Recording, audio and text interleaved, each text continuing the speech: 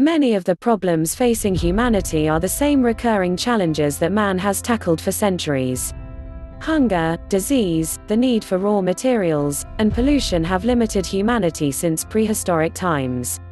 However, throughout history, the development of new technologies has enabled dramatic improvements in our quality of life.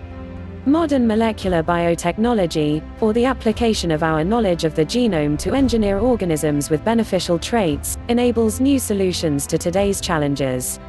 Today, the fourth industrial revolution, which adds the tools of molecular biotechnology to humanity's toolbox, promises similar improvements in well-being as those that were delivered by previous technological innovations. Utilizing every available technology is crucial as we strive as a species to support higher populations with fewer resources. But public fear of biotechnology, in spite of the tremendous advances it has already provided, may prevent these innovations from having the impact they promise. The biotechnology industry must substantially increase its efforts to educate and engage the public to ensure that biotechnology truly lives up to its potential. 1. Feeding the next billion. Industrial farming and food production have prompted dramatic shifts in the world economy, and fewer than 5% of developed countries' populations now work in agriculture. But the World Bank predicts that we will need to produce yet another 50% more food by 2050, while climate change may reduce productivity by 25%. Simply dedicating more land to agriculture is one potential solution, but may result in food production far from the areas of greatest need. Increases in productivity per acre, drought-resistant crops, and decreases in the need for chemical fertilizers would all go far to sustainably achieving the food production the world will need, reducing pressure to transform lush forests into agricultural land. Biotechnology companies such as Indigo Agriculture are employing microbes which can make crops more productive and tolerant of environmental stress, helping to feed the next billion people. In addition, drought-resistant crops are being developed by Pioneer, Syngenta, and Monsanto. Foods can also deliver enhanced nutrition, such as golden rice with additional vitamin A from the International Rice Research Institute.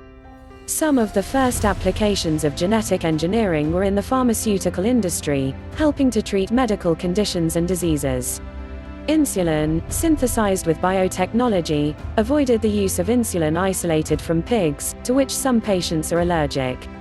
Other treatments created by biotechnology include interferon therapy to trigger one's immune system, human growth hormone, and the hepatitis B vaccine. Yet, in spite of this tremendous progress in modern medicine, today we face scary prospects, including the spread of the Zika virus and the rise of antibiotic-resistant bacteria.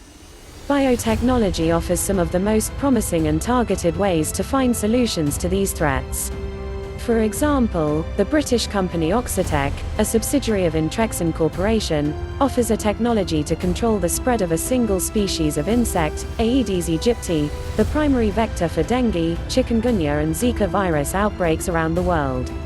And many researchers are investigating the use of CRISPR-Cas gene editing technology as a new method of controlling antibiotic-resistant microorganisms.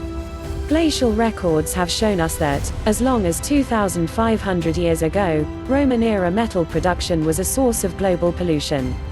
The streets of London and other cities were polluted by coal and wood fires, as well as by the horses used as transportation.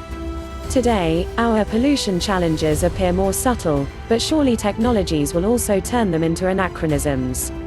One company, PIARCS, PBC, has a new biotechnology to resolve phosphorus in wastewater treatment plants. Our own company Universal Biomining is developing enzymes capable of degrading chemical residue of petroleum production in the oil sands industry, and Carbios of France is developing a technique to recycle the ubiquitous PET plastic used in our disposable packaging. 4. Harnessing scarce natural resources. The availability of natural resources has always been a constraint and a source of international tension. As easy-to-reach and process metal deposits are depleted, the mining industry must double the amount of earth it removes from the ground every 8 years. In another example, clean fresh water is expected to become one of the greatest sources of international conflict during the 21st century, as people battle over the control of rivers and underground water sources. Here, again, biotechnology offers new tools to soften or resolve these challenges. Our company, Universal Biomining, is developing new processes to extract copper and gold from ores that are currently uneconomic, and startup companies such as Customem from Imperial College of London have created water filters utilizing proteins to filter polluted waters. Advances in technology have dramatically increased the rates at which these new biotechnologies can be developed, while at the same time, reducing the cost of development.